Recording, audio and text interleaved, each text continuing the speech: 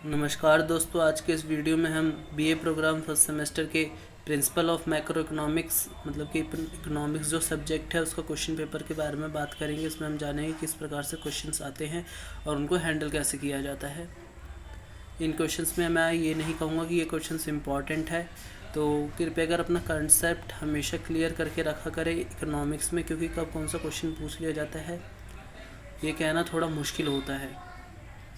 तो इसमें जैसे पीपीसी के बारे में बताना है। पहला, अवसर लागत चयन एवं दुर्लभता की अवधारणा का वर्णन करने में उत्पादन संभावना वक्र का उपयोग किस प्रकार होता है। अवसर लागत चयन एवं दुर्लभता की अवधारणा का वर्णन करने में जो पीपीसी वक्र होता है उसका किस प्रकार उपयोग होता है। और ये सेकंड जो इसका क्वेश्चन है वो न्यूमेरिकल है। तो इसमें निम्नलिखित मांग एवं पूर्ति फलन के अनुसार संतुलन कीमत एवं संतुलन मात्रा ज्ञात कीजिए। इसमें मांग फलन और पूर्ति फलन दे रखा है। इसमें आपको कीमत जो प्राइस है वो ज्ञात करना है और क्वांटिटी ज्ञात करनी है। तो जैसे यहाँ पे क्वेश्चन में दे रखा है तो आप इसमें जो इक्वेशंस बनती है उसको पुट करके आप इसमें देख सकते हैं। इसमें जैसा कहा गया किन्हीं 5 प्रश्नों के उत्तर दीजिए, तो 5 प्रश्नों में कैसे है ये, जैसा फर्स्ट क्वेश्चन है उसमें ए और बी है तो आपको ए और बी करना होगा। और आप क्वेश्चन 1 अटैम्प्ट करते हैं तो आपको ये दोनों करने होंगे। ऐसे करके अगर सेकंड क्वेश्चन करते हैं तो उसमें जो भी पार्ट होगा, जैसे ए है, बी और अगर सी भी होगा तो आपको तीनों करने होंगे, तब जाके क्वेश्चन पूरा माना जाएगा। नहीं तो अगर आप ऐसा करते हैं कि एक क्वेश्चन कर लेते हैं और बी नहीं करते तो पूरा क्वेश्चन नहीं माना जाएगा, आपको सिर्फ जो शायद ए के ही नंबर दिए जाएंगे। तो ऐसी गलती ना करें। अगर आप क्वेश्चन 1 आप अटैम्प्ट करते हैं तो दोनों क्वेश्चन अटैम्प्ट करें।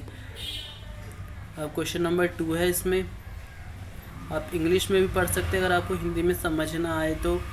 यूजिंग सुटेबल डायग्राम्स में डायग्राम बताना है और जो इफ़ेक्ट शो करना है हमें। डिमांड ऑफ एक्स कमोडिटी जब price of substitute commodity Y rise करती है। और ये आपने 11th में भी करा होगा। ये बहुत इजी है, मैं कहूँ तो जो फर्स्ट सेमेस्टर का जो पेपर आता है वो बहुत इजी रहता है। माइक्रो इकोनॉमिक्स के बारे में इसमें पूछा जाता है तो उसमें ज़्यादा बातें नहीं रहती। हालांकि जब आप आगे जाएंगे मैक्रो आएगी तब उसमें ज़्यादा टफ़ क्वेश्चंस उतने नहीं होते, लेकिन उसमें टफ़ क्वेश्चंस आते हैं। उसमें नई नई जो चीज़ें आती है वो आपके सामने आती है नए नए कंसेप्ट आपको पढ़ाए जाते हैं, आपको बताए जाते हैं। तो इसमें क्वेश्चन जो इसका पहला बनता है, समुचित चित्रों की सहायता से वस्तु X की मांग पर पड़ने वाले प्रभाव का वर्णन कीजिए। तो प्रतिस्थापन वस्तु आपको पता है, पूरक वस्तु भी आपको पता है क्या होती है। उपभोक्ता की आय में वृद्धि होने से क्या होगा, वस्तु की मांग बढ़ जाएगी। पूरक वस्तु जो Z है उसकी कीमत में जब कमी आएगी तो फिर जब इसकी पूरक वस्तु की कीमत में कमी आएगी तो जो उसकी मांग है उसमें भी वृद्धि होगी और इसकी मांग में वृद्धि होगी। और प्रतिस्थापन अगर वस्तु Y की कीमत में वृद्धि होती है तो फिर उसकी कीमत जो है X वस्तु की उसकी जो मांग है वो बढ़ जाएगी। कीमत नियंत्रण से आप क्या समझते हैं। प्रभावपूर्ण फर्श कीमत निर्धारण एवं उच्चतम कीमत निर्धारण के बीच अंतर। तो ये भी बहुत इजी है, आप इसे भी अच्छे से करके जाना, मतलब कंसेप्ट अपने क्लियर रखना हर चैप्टर से। कहीं से भी कोई भी क्वेश्चन आ जाए तो आप उसे अच्छे से टैकल कर सकें ताकि आपको कोई दिक्कत ना हो। क्वेश्चन नंबर इसमें थर्ड है, explain the concept of income elasticity and cross price elasticity. Explain how the nature of a commodity is determined positive and negative values of income elasticity. तो इसमें आपको कंसेप्ट बताना है इनकम इलास्टिसिटी का और cross price elasticity का, और इसका नेचर बताना है। एक कमोडिटी वो डिटरमाइन कैसे होती है पॉजिटिव और negative values of income elasticity में। Income elasticity of demand of a milk is equal to 1.5. The income of consumer rises from 10,000 to 20,000. How much will be the demand of milk increased if the initial demand is 50 liter per month? Use average method of calculating income elasticity of demand. तो मैं हिंदी में बता देता हूँ, हिंदी में ज़्यादा easy होता है क्योंकि मैं हिंदी मीडियम का हूँ। मांग की तिरछी लोच और आय की लोच की अवधारणा का वर्णन करें। तो इसमें आपने आय की लोच और मांग की लोच के बारे में पढ़ रखा है 11th में, तो इसमें आपको कोई दिक्कत नहीं होनी चाहिए। आय लोच की धनात्मक तथा ऋणात्मक मात्रा से वस्तु की प्रगति का वर्णन किस प्रकार किया जाता है। मांग की आय लोच 1.5 है। एक उपभोक्ता की आय 10,000 रुपये से बढ़कर 20,000 रुपये हो जाती है तो दूध की मांग में कितनी वृद्धि होगी। तो ये न्यूमेरिकल है, आप इसे जो इक्वेशन दी जाती है उसके हिसाब से सॉल्व करना, तो ये इजीली सॉल्व हो जाएगा। क्वेश्चन नंबर 4 है, इसमें मैं हिंदी में बता देता हूँ, आप इंग्लिश वाले जो है वो पढ़ सकते हैं।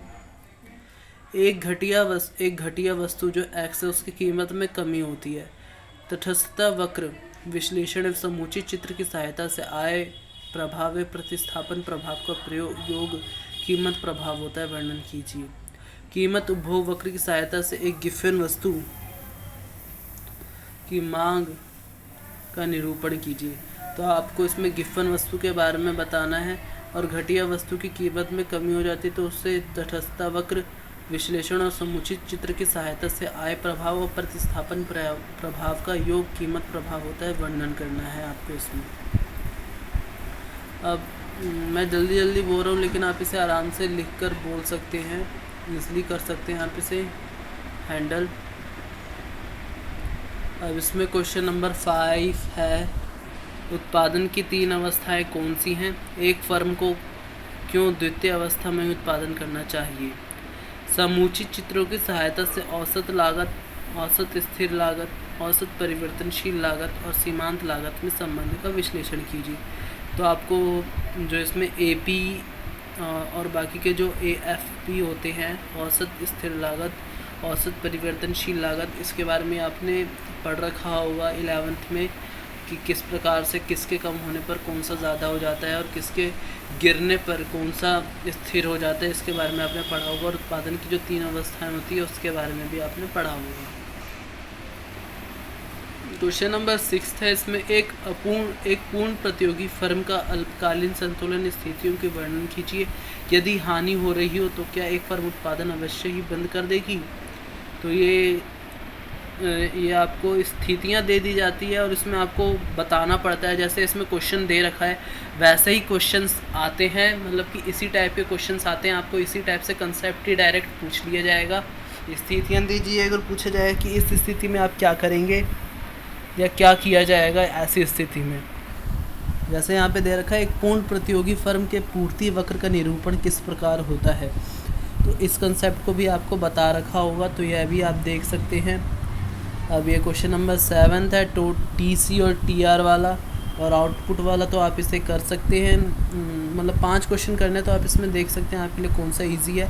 कोई से भी 5 आपको करने ही करने हैं, और 5 नहीं तो आपको मतलब काफ़ी टाइम दिया जाता है 3 घंटे का, तो आप इसमें लिख सकते हैं बना कर भी, अगर आप लिखने की कैपेबिलिटी रखते हैं। हालांकि इकोनॉमिक्स में बना कर लिखने की कोई भी बात नहीं होती क्योंकि उसमें कंसेप्ट ही बताना रहता है। अब इसमें क्वेश्चन नंबर 8 है, ये क्वेश्चन नंबर 7 जो ये न्यूमेरिकल था, इसमें लिखा है इस फर्म का संतुलन उत्पादन स्तर कितना है और संतुलन उत्पादन स्तर पर लाभ कितना है, ये बताना है। क्वेश्चन नंबर 8 है, इसमें जहाँ आवश्यक हो वहाँ समुचित चित्र की सहायता से निम्नलिखित का वर्णन कीजिए। तो मांग की लोच के निर्धारक तत्व, तो इसमें तो आपको डायग्राम की ज़रूरत नहीं है, तो आप इसमें निर्धारक तत्व बता सकते हैं। तटस्थता वक्र की विशेषताएं, तो इसमें जो तटस्थता वक्र है इसको पहले शो करेंगे, आप इसकी विशेषताएं बताएंगे तो ज़्यादा अच्छा होगा। स्थिर लागत वाले एक प्रतियोगी उद्योग का दीर्घकालीन पूर्ति वक्त, तो इसमें भी डायग्राम की ज़रूरत पड़ेगी, तो आप इसमें भी बनाएंगे डायग्राम। तो ये ख़त्म होता है हमारा एक क्वेश्चन पेपर। मैं आगे भी एक क्वेश्चन पेपर लेकर आऊँगा इकोनॉमिक्स से ही संबंधित। अगली वीडियो में हम सेकंड सेमेस्टर के जो क्वेश्चन पेपर है उसको डिस्कस करेंगे। धन्यवाद।